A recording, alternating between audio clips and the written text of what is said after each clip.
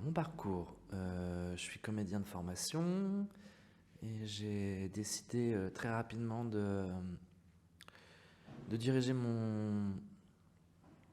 mes recherches artistiques sur le cabaret, voilà, avec un parcours plutôt autodidacte, que ce soit dans le travail de la voix ou dans le travail du cabaret, parce que très rapidement j'ai fait des spectacles dans les bars.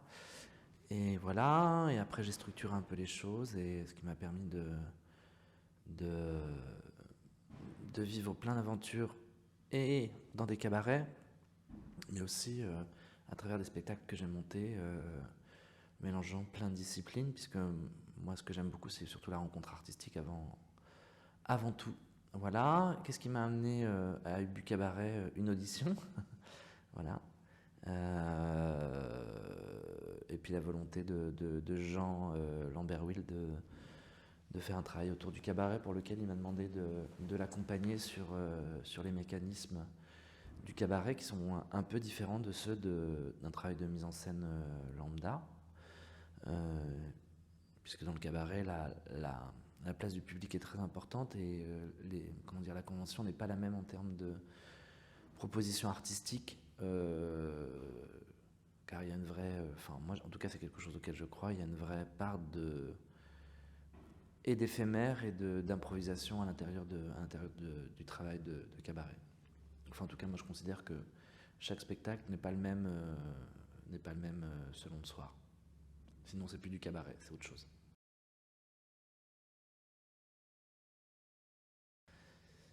Ouais, c'est une célébration qui doit se faire communément avec le public et les artistes, ensemble, avec un vrai travail, comme je disais, autour de ces mécanismes un peu fragiles qui sont l'organisation de cette fête, qui en plus de proposer un spectacle, est aussi une vraie, gestion et compréhension du lieu dans lequel les choses se font, et pour lequel il y a plusieurs éléments importants pour que ça fasse cabaret. Le cabaret étant à l'origine plutôt un lieu qui tient plutôt du mastroquet, en fait, de l'endroit où on mange et on boit. Et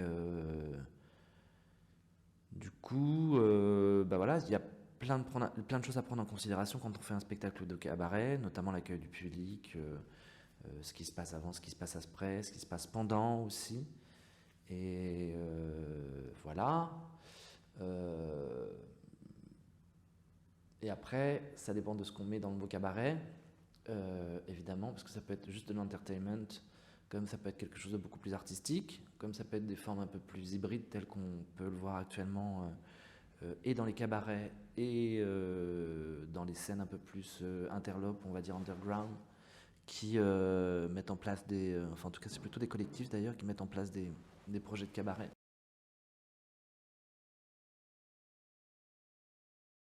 Oui, pour moi c'est la célébration, vraiment. C'est vraiment je vais pas dire le mot messe, même si on est quand même dans l'endroit idéal pour prononcer ce mot, mais oui, je crois que ça tient vraiment de la célébration.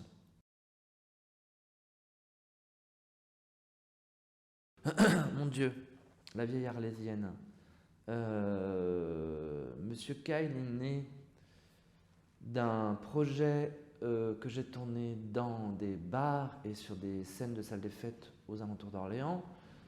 Un projet qui s'appelait Saucisson de cheval, et puis quelques appendices de ce projet, qui était un travail autour de Karl Valentin, qui était un cabarettiste munichois du début du XXe siècle, qui travaillait à Munich, et qui proposait un travail autour de l'absurde. Il s'est avéré qu'à un moment donné, sur une version un peu plus saine et moins bistrotière, on va dire, c'est-à-dire, quand je dis bistrot, c'est que ce spectacle-là, enfin en tout cas ce travail autour de Valentin se prêtait très bien à prendre quelques cartons et s'installer dans les bars et jouer. Là, j'avais envie de chercher un peu plus loin, de travailler un peu plus un absurde, enfin je ne vais pas dire contemporain, en fait j'ai envie de dire moderne, comme ça fait un peu désuet. Et il y a cette figure du maître de cérémonie que l'on a tous en tête de Cabaret de Bob Fosse, le film, qui est aussi une comédie musicale. Et puis, il y avait cette scène dans Le Dictateur avec le Charlie Chaplin qui joue au ballon avec la terre. Et j'avais besoin de faire cette scène-là. Et voilà, il y a un personnage avec un chapeau de forme qu'on m'avait filé du cabaret Milliardaire qui se situe à Paris, à côté des Champs-Élysées, que j'avais envie de dessiner comme ça, dans une espèce de figure iconoclaste du maître de cérémonie. Et il s'est avéré que par la suite, j'ai découvert Kurt Weill, que j'avais pas du tout exploré, qui est un répertoire opératique, on va dire, mais populaire, dans le sens où vraiment Brecht et Kurt Weill, avec l'opéra de Catation, ont voulu faire quelque chose qui avait une certaine sonorité entre de la chanson populaire et aussi un mouvement qui était très important en Allemagne à cette époque-là, qui était la comédie musicale, en tout cas des revues de musical très engagées politiquement, très satiriques. Et du coup, découvrir le répertoire de Kurt Weill avec ces personnages de prostituées, de marlous, de bandits, des tragédies humaines très profondes, un rapport à l'amour déchu et un rapport à la liberté et à ce qu'est la cruauté du monde m'a absolument ébloui. Et comme on continuait à faire ce spectacle de Karl Valentin dans les bars, on avait repris les histoires de bars. Moi, j'ai eu envie à un moment donné de chanter 4-5 chansons en intermède de Kurt Weill. J'ai trouvé une pianiste qui s'appelait Mélanie, à qui j'ai dit mais tu connais? Elle me dit ouais je connais, j'adorais faire ça. C'était quelqu'un du public de ce spectacle de Karl Valentin, une copine, et puis du coup on a monté ce truc là, et pour emprunter ce répertoire, j'ai repris ce personnage de Monsieur K que j'ai retravaillé dans un rapport plus à la déchéance, parce que ce qui m'intéressait c'était, et c'est normal avec le répertoire de Kurt Weill, c'est la manière dont l'être humain continue à se maintenir dans une certaine forme d'humanité, de monstruosité, malgré la vie rude, malgré les tragédies. Et ça me semblait une bonne voie pour... en tout cas, ce personnage me semblait un bon costume pour pouvoir travailler sur tout ça. Et du coup, il y avait aussi ce challenge, puisqu'on jouait dans les bars, dans une période où on avait quand même plus de facilité à se mettre en talons aiguilles, mais quand même, malgré tout, quand je dis qu'on chantait dans les bars, on chantait dans les bars populaires, hein, où à 17h, il y avait... enfin, on jouait Karl Valentin. On était quand même dans des bars où à 17h, l'ouvrier du coin venait boire son apéro, et possiblement des gens de culture qui traînaient dans le coin. Et j'avais envie d'un personnage un peu étonnant, qui garde sa forme de mec, tout en travaillant sur une esthétique féminine qui, au départ, était que les talons et le maquillage. Et puis, à force de faire Monsieur K, évidemment, il y a des choses qui ont commencé un peu à avancer, dans le sens où moi j'ai commencé à écrire mes chansons, et puis le spectacle a pris une autre forme, et moi j'avais envie vraiment de travailler sur la déchéance. Et le costume de Monsieur K a beaucoup changé, avec des choses déchirées, des redingotes avec des manches déchirées, un maquillage qui était beaucoup plus ruisselant au niveau des yeux, avec un noir qui coulait, un rouge à lèvres emprunté effectivement à cette figure du maître de cérémonie qu'on a tous en tête de Bob Fosse, mais aussi une certaine image, un certain fantasme du cabaret berlinois, mais avec un travail plus haché, c'est-à-dire les lèvres, elles étaient en pointe comme ça, mais avec des traits comme si on avait mordu enfin ces lèvres avaient été mordues. Et voilà, ça c'était la première phase de travail avec ce personnage de Monsieur K. Quand je dis que je travaillais dans les bistrots, je travaillais dans les bistrots à Orléans. J'ai fait très très peu de choses avant ailleurs. Et à un moment donné, on m'a proposé d'aller à Marseille, aux universités d'été euroméditerranéennes des homosexualités, c'est un peu long, j'en suis fort désolé, où j'ai commencé où je suis parti. J'ai demandé à mes compagnons musiciens de m'accompagner, ils n'ont pas voulu. Du coup, j'ai rencontré un autre pianiste. Et là, ça a été du coup une rencontre avec la culture LGBT QI. La rencontre avec cette figure complètement folle du cabaret qui est Bambi, qui a travaillé chez Madame Arthur, qui était venue parler de son travail de cabarettiste. C'était la première fois qu'elle venait en parler depuis très longtemps, puisqu'elle était enfin à la retraite de l'éducation nationale. Et puis ce rapport quand même très particulier aux choses, puisque effectivement il y avait des gays, il y avait des lesbiennes, il y avait des intersexes, il y avait des transsexuels. Et moi, ça m'a en tout cas affirmé mon désir de jouer sur l'ambivalence et de ne pas définir les choses sur Monsieur K. Et puis ça, surtout, ça m'a ouvert totalement la tête. Et à partir de là, il s'est passé des trucs complètement dingues. J'ai retrouvé un pianiste sur le quai de gare en rentrant de Marseille. Non, c'est pas lui. C'est lui qui a rencontré. Bon, c'est pas très important, tu retireras ça de l'interview. Mais j'ai retrouvé un pianiste avec qui j'avais fait la complainte de Maki un jour dans un caveau de jazz à Orléans. On se retrouve à une fête et je lui dis, bon, avec le pianiste avec lequel je suis allé à Marseille, ça s'est pas très bien passé, on n'était pas d'accord musicalement sur l'énergie. Et moi j'ai des chansons que je suis en train de composer et que j'ai envie de mettre en musique, puis j'ai vraiment envie d'avancer musicalement. Et c'est vrai, quand on a fait ce truc de Maki ensemble, il y a une énergie que j'ai trouvée incroyable. C'est la première fois où je chantais avec un pianiste qui était à l'écoute et à la fois proposait des choses sur lesquelles je pouvais rebondir.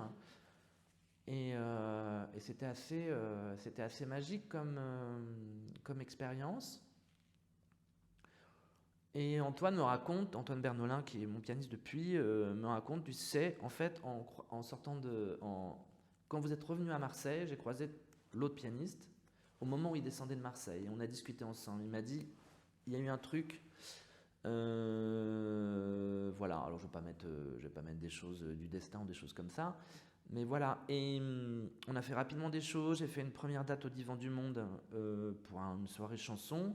Là, j'ai rencontré des jeunes metteurs en scène, auteurs, qui m'ont dit, mais on ouvre un lieu rue Jean-Pierre Timbaud qui s'appelle Le Gras Plume, tu veux pas venir faire un cabaret? Et hop, du coup, on a commencé à faire le cabaret une fois par mois à Le Gras Plume, où j'ai commencé à ramener les créatures que j'avais rencontrées à Marseille, mais aussi des copains qui travaillaient dans le théâtre avec Olivier Pi. Et puis, des copains d'Orléans qui commençaient un parcours de cabaret. Et tout ce petit mélange a fait une espèce de continuité pour moi du travail que j'avais entamé dans les bistrots, mais différemment, avec une recherche d'aller pas simplement sur une forme qui serait un cabaret de la chanson, mais qui serait une espèce de zone d'échange et de rencontre avec les uns et les autres. Voilà. Puis après, j'ai commencé à faire en plus des choses à Orléans un peu zinzin, genre des plateaux cabaret avec des créatures. J'emploie le terme créature parce que pour moi, il y a vraiment une différence entre l'artiste travesti ou l'artiste transformiste et la créature. C'est vrai qu'avec les copains que j'avais rencontrés à Marseille, on a continué à faire des choses ensemble au-delà de ce que moi je proposais. Et on avait cette sensation aussi qu'on était dans une zone qui n'était pas forcément, qui avait plus trait à la femme à barbe ou à cette espèce d'objet non binaire voilà. Et tout ça, ça a construit un peu mon univers actuel. Et puis après, j'ai rencontré plein de gens. Vraiment plein de gens. J'ai eu la chance de travailler avec Tom de Pékin, qui est un artiste plasticien, dessinateur assez exceptionnel, qui travaille quand même beaucoup plus sur le genre, mais qui m'a permis de rencontrer plein de gens, et notamment des gens de la danse contemporaine, qui m'a offert une espèce d'ouverture sur quelque chose qui n'était pas moi, et qui m'ont fait dire qu'à un moment donné, ma recherche d'artiste, elle n'était pas finie. Et du coup, je continue à faire du cabaret, mais je m'autorise vraiment à des challenges pour moi en tant qu'artiste, parce que je sens que ça nourrit aussi, ça nourrit le reste. Et puis ce travail que je fais sur la chanson française depuis quand même un sacré moment, en dehors de Monsieur K, en dehors de Karl Valentin, et pas on fait de moi, mais en tout cas on m'a sollicité pour travailler sur des projets chansons. Et puis la plus belle aventure qui m'est arrivée, c'est surtout avec François Chéniaud, qui m'a dit je veux chanter. Moi je lui ai dit bah écoute, moi j'aimerais bien essayer de danser. Et on a commencé à travailler ensemble sur ce projet qui s'appelle Sous l'ombrelle, qu'on espère reprendre l'année prochaine. Et là vraiment pour le coup ça a défoncé toutes les portes possibles pour moi en termes d'imaginaire. C'est-à-dire chanter la biaiseuse de chez Paquin en faisant de la boxe et de la lutte. Je me suis dit mais voilà. Là, la chanson, elle est au-delà de l'interprétation. On est dans un rapport où on cogne et tout. Et vraiment, je suis très sensible au travail d'interprétation et à la simplicité des choses aussi. Je sens qu'avant, j'en faisais beaucoup, des tonnes. C'est-à-dire que vraiment, quand je faisais Monsieur K au départ dans les bars où j'engueulais tout le monde pour avoir le silence. Maintenant, j'ai des fois besoin de le faire quand il y a du bordel, mais je ne suis plus dans une espèce d'agressivité. Il y a un rapport beaucoup plus simple, une évidence de poser les choses avec ce personnage qui peut être, je crois, très cruel, très sensible, très étrange et surprenant, et puis qui peut aller dans des endroits que j'autorise, beaucoup plus stupides, quand il se met en perruque, quand il devient une espèce de créature de foire, quoi. Pour interpréter des chansons bêtes, mais on est toujours dans le même rapport un peu.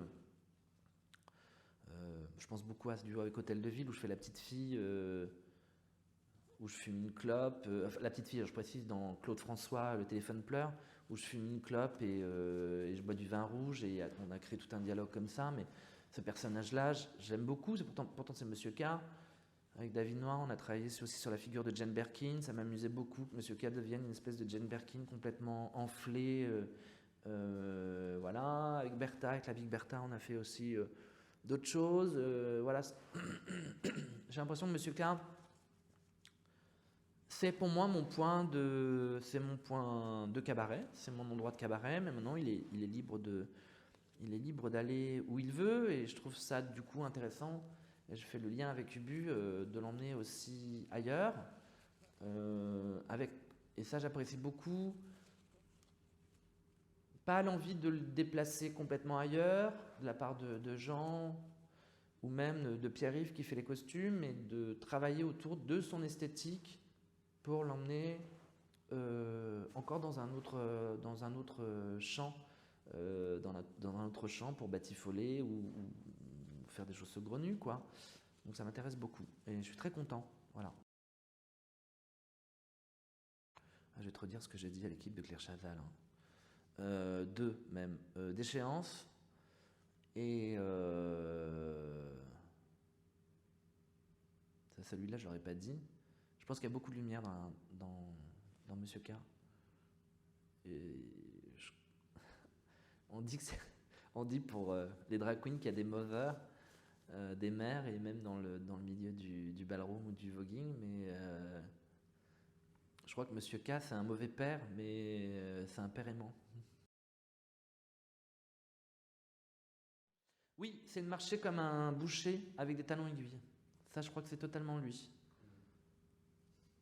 Et je pense qu'il n'a aucune limite.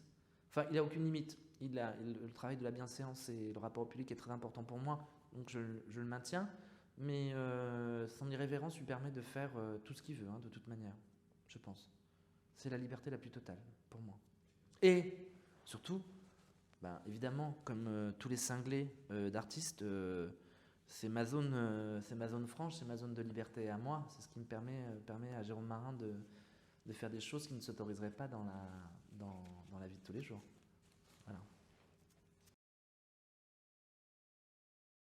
Créature.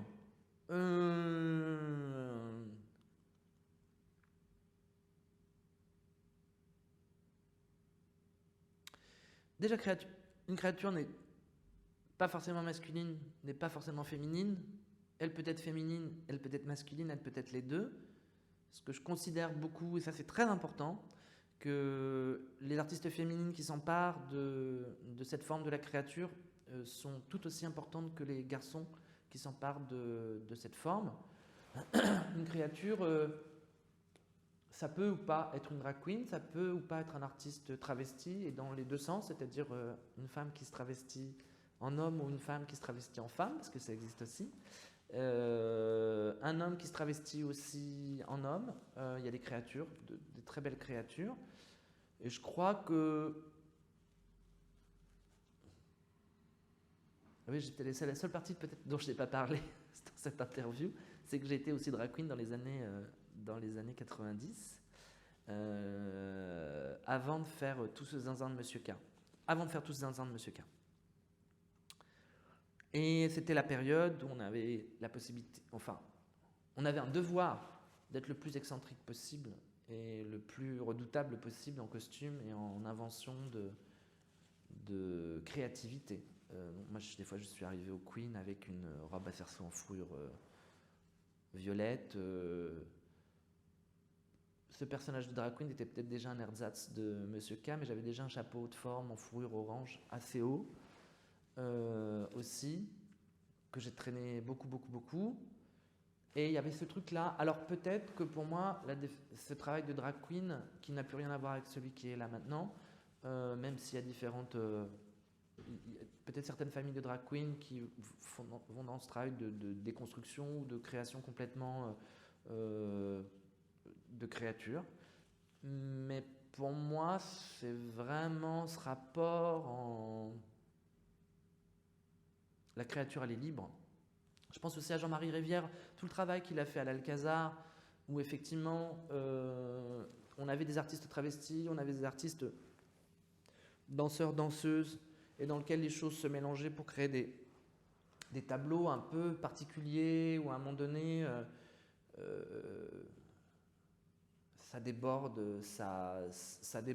du simple cadre du personnage incarné. Enfin, c'est très incarné, mais je sais pas comment dire. Ça déborde, quoi. La créature, elle déborde. C'est un monstre, hein, une créature. Mais ça peut être aussi une créature féerique. C'est entre les deux. Et puis je trouve que c'est tellement plus joli que le mot travesti, en fait, qui est utilisé qui n'est pas justement utilisé, quoi. Et puis surtout le mot transformiste. Alors ça, vraiment, il ne faut surtout pas l'employer devant moi. Un artiste transformiste, c'est très précisément quelqu'un qui essaie de ressembler à un personnage. Donc voilà. Donc ça, pour le coup... Mais c'était très important parce que quand j'étais directeur artistique de chez Madame Arthur, je me suis battu pendant très longtemps avec ce panneau qui était à l'entrée avec marqué revue transformiste ou revue travestie. Je me suis dit non mais là c'est pas possible. Faut qu'on arrête. On est Corinne, qui est une copine, qui est une artiste fabuleuse. Elle a rien d'une drag queen, elle a rien d'un transformiste, elle a rien d'un travesti. C'est une créature. Elle est comme moi, elle est comme Monsieur K. Et à la fois Bertha aussi. Même si c'est une drag queen à barbe, il y a quelque chose. C'est une créature en soi. C'est une créature en soi. Et Jeanne, c'est une créature. La façon dont Jeanne met un soin à surféminiser les choses, à s'amuser comme une enfant, à se parer de costumes ultra féminins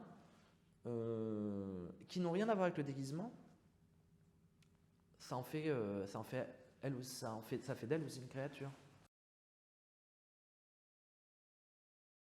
Ah là là, je vais être horrible. Ça fait partie des bouquins, La Chandelle Verte, le recueil de poèmes de Jarry, que mon père m'a quasiment obligé à lire. Et voilà. Donc j'ai une distance affreuse avec Jarry. Pour moi, c'est un très mauvais souvenir. Et je suis très content qu'avec Jean, on explore autre chose. Parce que ça rejoint aussi tout le travail que j'ai fait en plus de la construction de Monsieur K, de recherche autour de l'histoire du cabaret. Parce qu'il s'est avéré à un moment donné aussi, j'ouvre une parenthèse, qu'on me reproche mon travail de cabaret en disant que c'était péjoratif, qu'on ne voyait pas l'intérêt de faire ça maintenant. Et en fait, je crois que pour être un bon cabarettiste, il faut se pencher sur notre histoire Et l'histoire de Jarry, quand même, elle est très liée à l'histoire du cabaret, en tout cas pour Ubu.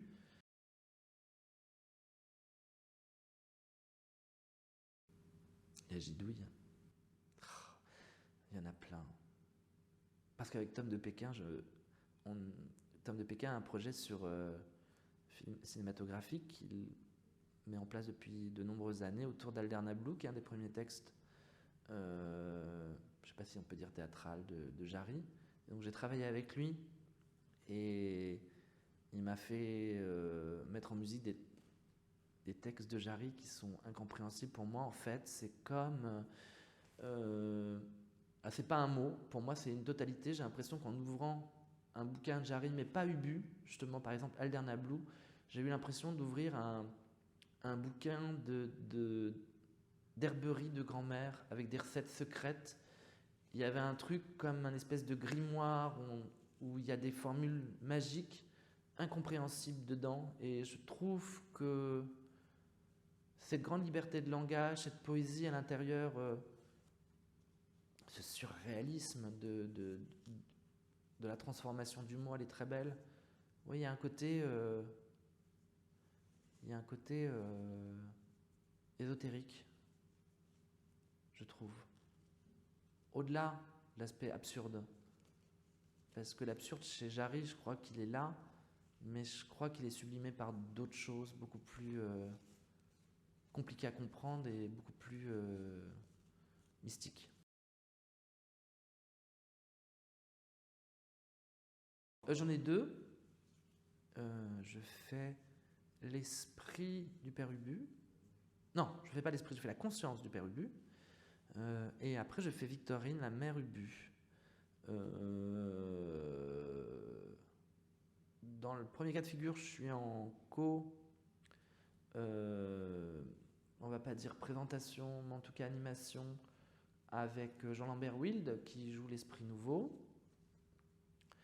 Et après, il y a ce personnage de la mère Ubu qui arrive, qui me permet de passer d'une espèce de comment dire, de travail à un autre, qui va être plus dans l'interprétation enfin dans un numéro, je ne vais pas dire plus cocasse ou plus, ouais, peut-être plus cocasse, ouais, on va dire ça comme ça. Donc c'est pas la même chose, évidemment. La conscience du père Ubu et la mère Ubu, c'est un peu différent. Mais on a décidé de faire un trait d'union entre les deux, puisque c'est un costume qui va se renverser, et qui est le même, et qui est juste modifié ou arrangé. Donc en fait, c'est quand même pour moi, malgré tout, un trait. Et là, pour l'instant, dans l'état actuel du travail, on n'en est pas encore à ça, parce que j'espère qu'on va garder cette fraîcheur du cabaret jusqu'au bout, mais on va quand même essayer de travailler sur les liens. Mais en tout cas, c'est des choses que j'ai bien identifiées, voilà, avec une espèce de conscience qui est quand même très apparente à ce que fait Monsieur K en présentation, à cette mère Ubu complètement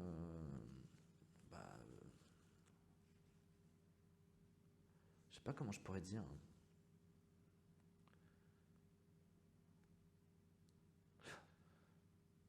Je ne vais pas dire grossière, mais si, allez, tiens, employons ce terme-là, grossière. Pas vulgaire, grossière.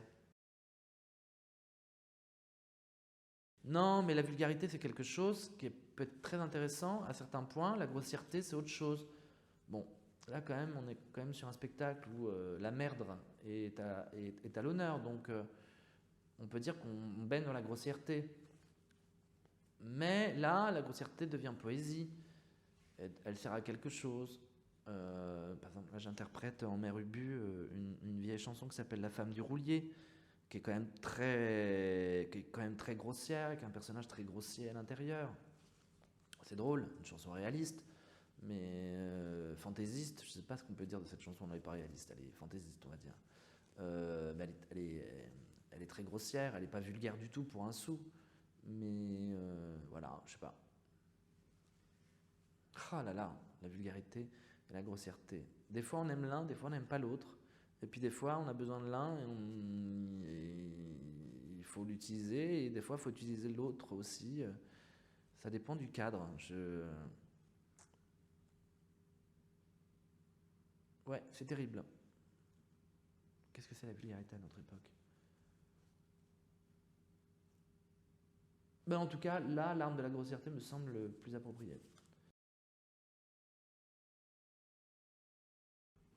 Tous les pantins qui nous dirigent, voilà. C'est une espèce de figure comme ça, une figure de démonstration de la tyrannie, avec tout ce que ça a de plus stupide. Il faudrait qu'on ressorte cette marotte régulièrement. Ah bah allez, moi je vais même dire, c'est le roi du carnaval, dans le vieux sens du terme, on brûlait le roi pour pouvoir... Enfin, on inverse l'ordre des choses, mais il y a ce côté de... Voilà, c'est la figure du tyran sur lequel on a le droit de taper, quoi.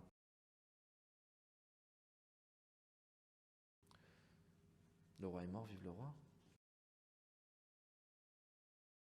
Ah bah je vais te faire un truc avec un mot, parce que du coup, pour le coup, on me fait tellement chier avec ça régulièrement. C'est ce fameux truc que fait Monsieur K, qui est absolument ridicule, quoique je me joue en ce moment de ça. Parce que tout le monde attend ce mot-là, comme, je ne sais pas, comme si j'ouvrais, tu sais, l'Eucharistie ou un truc comme ça, et maintenant, plutôt que de le prononcer, je fais pour que les gens se calment. Mais avant, je faisais alors. Voilà. Ça, c'est le truc de Monsieur K. Et tout le monde me casse les pieds avec. Donc ça, c'est mon geste de cabaret. Alors, avant, c'était le verre de rouge. Mais maintenant, c'est ça.